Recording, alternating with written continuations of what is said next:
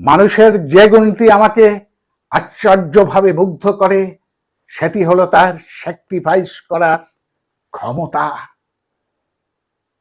নিজের ইচ্ছেকে প্রাধান্য না দিয়ে অন্যের ভালো করার জন্য স্বার্থ বিসর্জন দেওয়ার ক্ষমতা প্রাণী জগতে আর কারো আছে কিনা আমার জানা নেই।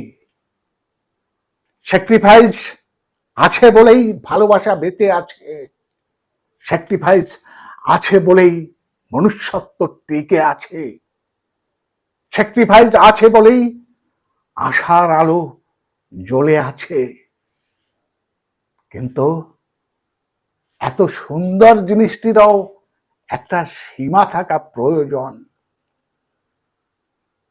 নিজের ভালোবাসার মানুষটির জন্য, পরিবারের জন্য, সন্তানের জন্য স্যাক্রিফাইস করতে করতে এক সময় আমরা নিজের দিকে তাকাতে ভুলে যাই, নিজের স্বপ্নগুলিকে জীবিত কবর দেই।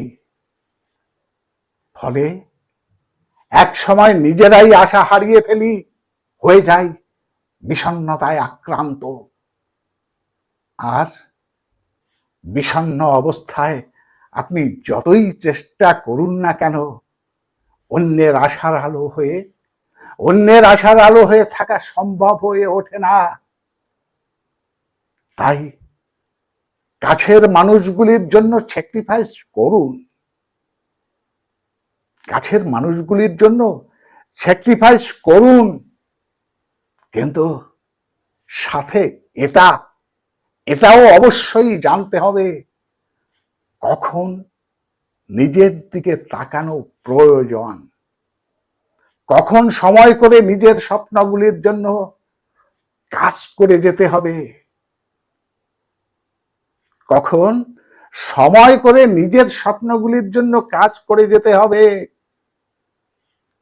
স্যাক্রিফাইস আর সেলফ কেয়ার, স্যাক্রিফাইস আর সেলফ কেয়ারের ব্যালেন্স করতে শেখা খুবই জরুরি। স্যাক্রিফাইস আর সেলফ কেয়ারের ব্যালেন্স করতে শেখা খুব জরুরি, খুব জরুরি। নমস্কার, আজ এই পর্যন্ত। আবার দেখা হবে পরবর্তী কোনো এপিসোডে।